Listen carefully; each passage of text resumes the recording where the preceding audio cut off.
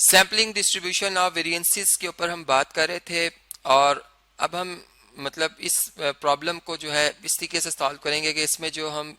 Sample लेने से जो या ऑल पॉसिबल सैंपल लेने से जितने भी सैंपल आएंगे उनके जो वेरिएंस है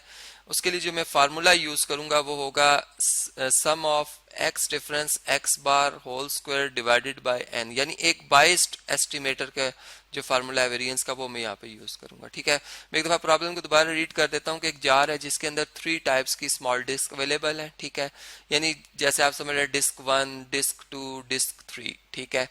और अब रेंडमली हमने जो है वो 3 डिस्क ही पिक करनी है, लेकिन जो इसमें ऑल पॉसिबल मतलब आप समझ लें कि हमारे पास वेज हो सकते हैं। ठीक है, सिनेरियोज हो सकते हैं, वो हम देखेंगे यहाँ पे। और इसमें यह भी है कि जो सैंपल साइज हम रख रहे हैं वो 3 रख रहे हैं, तो इसका मतलब कि और हम विद रिप्लेसमेंट की बात कर रहे हैं। ठीक है, सैंपल्स विद रिप्लेसमेंट, तो इसका मतलब कि हमारे पास जो इसके मतलब तरीके होंगे उसका फार्मूला जो होगा वो capital N power small N आएगा। ठीक है, यानी कि 3 की पावर 3। ठीक है, स्मॉल एन, यहाँ पे मुझे स्मॉल एन लिखना था क्योंकि इसमें हमारे पास जो पॉपुलेशन साइज है वो भी 3 है और सैंपल साइज भी 3 है, तो 27 ऑल पॉसिबल सैंपल्स बनते हैं, जो कि मैंने यहाँ पर स्क्रीन पे जो है आपके सामने शेयर कर दिए हैं। ठीक है, अगर आप ये देखें तो कुछ ये है, मतलब इनकी काउंटिंग जो है टोटल वो 27 ही बनेगी। ये कैसे आए हैं, ये 27 नहीं है, लेकिन मैं इसका बाकी पार्ट अभी आपको शेयर कर देता हूँ कि हमने जैसे 1 रखा है तो 1 फिर 1 देन 1। विद रिप्लेसमेंट की बात करें तो 1 3 दफा आ सकता है, 2 भी 3 दफा, 3 भी 3 टाइम आ सकता है, ऐसा 1 1 2, ऐसा ही ऑल पॉसिबल सैंपल्स बने, इनकी एवरेज 1 है। ठीक है, अब जैसे ये वैल्यू कैसे वेरिएंस की कैलकुलेट, इसको मैं समझा देता हूँ, बाकी आप सारी वैल्यूज टेबल की समझ जाएंगे। देखिए इसकी एवरेज आई है 4/3, यानी इन तीनों का सम और डिवाइडेड बाय 3 4/3 आता है। ठीक है, अब अगर आप देखें तो हम जो तरीका अख्तियार कर रहे हैं यहाँ पर कि x में से x में से इसकी एवरेज यानी 1 में से 4/3 को हम माइनस कर रहे हैं, इसका स्क्वायर करेंगे। ठीक है, प्लस इसी तरह फिर 1 में से 4/3 माइनस करेंगे, इसका स्क्वायर, और प्लस 2 में से 4/3 माइनस करेंगे और इसका स्क्वायर, और इस तमाम नंबर को डिवाइड कर देंगे हम n से। तो यहाँ पर जो n है हमारे पास वो 3 है, क्योंकि सैंपल्स साइज भी 3 ही है। ठीक है, स्मॉल n भी 3 है हमारे पास, तो ये 3 माइनस 4 माइनस 1/3 यानी इसका स्क्वायर करेंगे 1/9 आएगा, इसका ये भी 1/9 आएगा, और ये 6 माइनस 4 2/9 यानी सॉरी 2/3 का स्क्वायर 4/9 आएगा। ठीक है, डिवाइडेड बाय 3 है, ये तमाम सम 3 से डिवाइड होगा, तो ये बनता है 6/9, 6/9 मल्टीप्लाई बाय 1/3, और ये कैंसिल होकर 2/9 आंसर आ जाएगा। ठीक है, तो इसी के से तमाम वैल्यूज मैंने कैलकुलेट की हुई है, ये मैंने एक वैल्यू कैलकुलेट करके आपको बता दी है, ये आप बाकी भी देख सकते हैं कि ये हमारे पास आ गई हैं। अब हमने सैम्पलिंग डिस्ट्रीब्यूशन में चूंकि हम जानते हैं कि हम ऑल पॉसिबल सैंपल्स की बात करते हैं, तो अब जितने भी हमारे पास वेरिएंसेस आए हैं तमाम सैंपल्स के, उनको उनकी फ्रीक्वेंसीज के लिहाज से अगर एक रेंज करके एक टेबल में रख दिया जाए तो ये फ्रीक्वेंसी डिस्ट्रीब्यूशन या सैम्पलिंग डिस्ट्रीब्यूशन ऑफ वेरिएंसेस कहलाएगा। अब ये जो डिस्ट्रीब्यूशन टेबल है मैं अभी स्क्रीन पे आपके सामने शेयर कर देता हूँ। जी स्टूडेंट्स, ये आप देख सकते हैं कि ये वेरिएंसेस हैं, जिसका 0 है, 0 हमने देखा है कि 3 सैंपल्स की है वेरिएंस की वैल्यू। अगर आप यहाँ पे अगर टेबल में देखें तो 0 0 0 3 दफा है। 2 और 9 अगर आप देखें तो 1 2 3 4 5 6, और इसी तरह अगर इस टेबल में भी देखें इसका कंटिन्यू पार्ट है तो ये 1 2 3 4 5 6 टाइम यहाँ, तो ये 12 दफा आया। ठीक है, इसका 8/9 6 टाइम दफा आ रहा है और 6/9 भी 6 टाइम आ रहा है, तो ये इसलिए मैंने यहाँ पर लिख दी है इनकी फ्रीक्वेंसीज को, और इनका टोटल बना है 27, टोटल जो ऑल पॉसिबल सैंपल्स थे। ठीक है, अब देखें अगर मैं ये कहूँ कि वेरिएंस के 0 आने की क्या प्रोबेबिलिटी है, तो f ऑफ s स्क्वायर जो है बेसिकली इस प्रोबेबिलिटी को रिप्रेजेंट कर रहा है। ठीक है, और वो हमारे पास क्या आ रही है जी कि 3/27 यानी 1/9 हम इसे कह सकते हैं। इसी तरह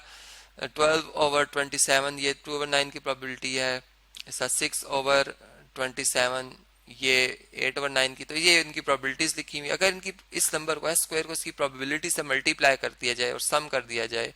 ये जो नंबर आ रहा है ये बेसिकली रिप्रेजेंट करेगा इसकी एवरेज को, यानी कि अगर मैंने म्यू फाइंड करना है, ठीक है, म्यू ऑफ एस स्क्वायर, चूंकि यहाँ मेरा रैंडम वेरिएबल जो है वो एक वेरिएंस है। ठीक है, वेरिएंस को मैं रैंडम वेरिएबल, तो इसकी एवरेज जो मेरे पास आ रही है वो क्या आएगी कि मैं जो ये एस स्क्वायर है इसको इसकी प्रोबेबिलिटी ऑफ एस स्क्वायर से मल्टीप्लाई करके सम कर दूं, ठीक है, तो ये मेरे पास 36/81 आता है आंसर, ठीक है। या अगर इसको कैलकुलेटर से हम देखें तो ये मेरे पास देखते हैं क्या आंसर आता है।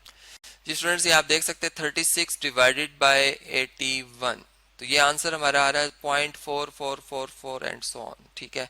इसका मतलब कि अगर हम जो हमारे पास पॉपुलेशन है अगर हम उसके वेरिएंस की वैल्यू को देखें, ठीक है, या इसको मैं यूं कहूंगा कि सिग्मा स्क्वायर को अगर हम देखें तो वो क्या आ रहा है आंसर, कैसे कैलकुलेट किया जा सकता है कि हम जो एक्स की वैल्यूज आई हैं उनको पॉपुलेशन की एवरेज से माइनस कर लें, इसका स्क्वायर कर लें और डिवाइडेड बाय जो हमारे पास जो पॉपुलेशन साइज है वो कर लें, ठीक है, तो ये आंसर आ सकता है। ये हम जानते हैं कि हमारे पास जो पॉपुलेशन में नंबर है वो 1, 2 और 3 है, इनकी एवरेज 2 बनती है, ठीक है। और अगर आप जैसे ये 1 में से 2 का डिफरेंस लें, 1 आएगा इसका स्क्वायर, -1 आएगा इसका स्क्वायर, +1 होगा, 2 में से 2 0 होता है, 3 में से 2 1 होता है, इसका स्क्वायर भी 1, तो ये आंसर जो सम का आ रहा है 2 आ रहा है और डिनोमिनेटर में 3, आंसर हमारा 2/3 आ रहा है, ठीक है। अगर मैं 2/3 देखूं तो ये बनता है 2/3 0.67, ठीक है, 0.67 जो कि मतलब अप्रोक्सीमेट मैंने आंसर बताया आपको कि 0.4444 के बराबर नहीं है। इससे ये बात साबित हो गई है कि जो मैंने एस स्क्वायर यहाँ पर जो सैंपल्स के वेरिएंस के लिए मैंने फार्मूला यूज किया था, ठीक है, जिसमें मैंने एन से डिवाइड किया था इसे, ठीक है, वो एक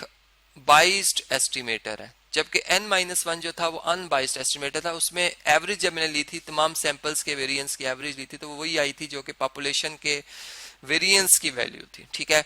तो ये भी हमें यहाँ से एक तो पता चल रहा है। अब दूसरी बात ये कि अगर हमें इसी पॉपुलेशन के वेरिएंस को कैलकुलेट करना हो, ठीक है, कि अगर हम इस टेक्निक के जरिए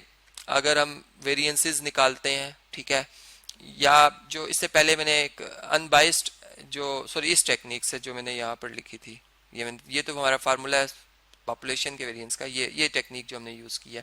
कि इसके जरिए जो हमने वेरिएंसेस निकाले हैं, ठीक है, उनमें आपस में कितना डिस्पर्शन है, यानी वेरिएंस ऑफ एस स्क्वायर हम इस चार्ट की मदद से बड़े आसानी के साथ फाइंड कर सकते हैं, ठीक है। अब इस टॉपिक पे मैं बात करूंगा, इस वीडियो को मैं कंटिन्यू कर रहा हूँ नेक्स्ट वीडियो में, जिसमें मैं दोनों जो मैंने अभी